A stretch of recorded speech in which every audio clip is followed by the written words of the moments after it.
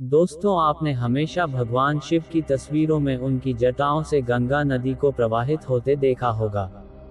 आइए जानें इसके इस रहस्य से जुड़ी कुछ बातें। दोस्तों, गंगा नदी को हिंदुओं की सबसे पवित्र नदी माना जाता है। भारत के कई हिस्सों में बहने वाली नदी अपने जल से अनगिनत लोगों को तृप्त करती है। अपने उद्गम स्थान से लेकर हिमालय की गोद में जाने तक इस नदी का अपना अलग ही इतिहास और कहानी है। इस नदी को आपने अक्सर भगवान शिव की जटाओं से निकलते हुए देखा होगा। मेरी ही तरह आपके मन में भी कई बार ये ख्याल आया होगा कि आखिर ये नदी शिव जी की जटाओं में कैसे आई। आज भी ये नदी भगवान शिव की तस्वीरों और मूर्तियों में उनके सिर से नीचे की ओर बहती दिखाई पड़ती है। यदि हम पौराणिक कथाओं के अनुसार गंगा नदी की बात करें तो यह त्रिदेव से जुड़ी नदी है। यह नदी हिंदू धर्मशास्त्रों में इतनी शुभ मानी जाती है कि इसके जल का इस्तेमाल सभी धार्मिक कार्यों में और पूजा पाठ के दौरान किया जाता है। आइए जानें इस बात के रहस्य से जुड़ी कुछ बातों के बारे में कि कैसे गंगा नदी शिव जी की जटाओं में स्थापित हुई। अगर हम भौगोलिक रचना की बात करें तो गंगा नदी का उद्गम हिमालय में स्थित गंगोत्री के ऊपर गोमुख से हुआ है। वहीं धार्मिक मान्यता के अनुसार गंगा माता पृथ्वी पर आने से पहले देवलोक में विराजमान थीं। उस समय भागीरथ की कठोर तपस्या के परिणामस्वरूप मां गंगा धरती पर अवतरित हुई।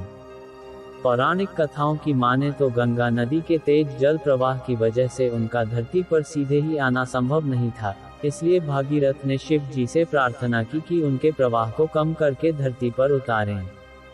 उस समय शिव जी ने गंगा नदी को अपनी जटाओं में प्रवेश कराया और काफी समय तक वो वहीं विराजमान हुई।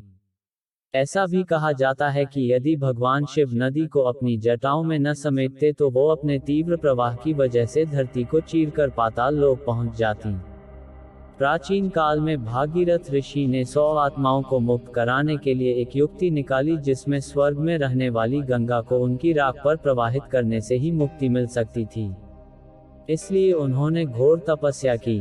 भागीरथ की तपस्या से प्रसन्न होकर गंगा उसके सामने प्रकट हुई और उन्हें आश्वासन दिया कि वह उनकी प्रार्थना पूरी करने के लिए धरती पर जाएंगी। चूंकि उस समय वो स्वर्ग से बहती थी तो उसका बल मूसलाधार था जिसे पृथ्वी सहन नहीं कर सकती थी और केवल भगवान शिव ही उस प्रवाह को धीमा करने में सक्षम थे।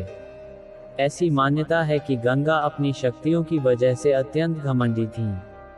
इसी वजह से जब भागीरथ ने भगवान शिव से गंगा के प्रवाह को कम करने की प्रार्थना की तब उन्होंने अपने केशों की जटाएं खोली और उनमें गंगा समेटा, जिससे गंगा का घमंड चूर हो सके।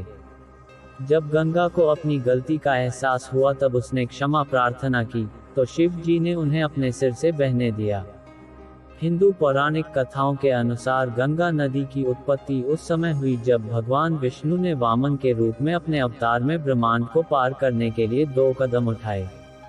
उस समय दूसरे चरण में विष्णु के बड़े पैर के अंगूठे ने गलती से ब्रह्मांड की दीवार में एक छेद बना दिया और इसके माध्यम से गंगा नदी का पानी गिरा दिया। उस समय भागीरथ की तपस्या से प्रसन्न होकर देवता गंगा को पृथ्वी पर उतारने के लिए सहमत हुए और गंगा का पृथ्वी पर आगमन हुआ। इस प्रकार पवित्र गंगा नदी भगवान शिव की जटाओं में आई और सदियों से ये अपने पवित्र जल से भक्तों को तृप्त करती आ रही हैं। आपको यह स्टोरी अच्छी लगी हो तो हमारे चैनल को सब्सक्राइब करें और बेल आइकॉन दबाना ना भूलें। धन्यवाद।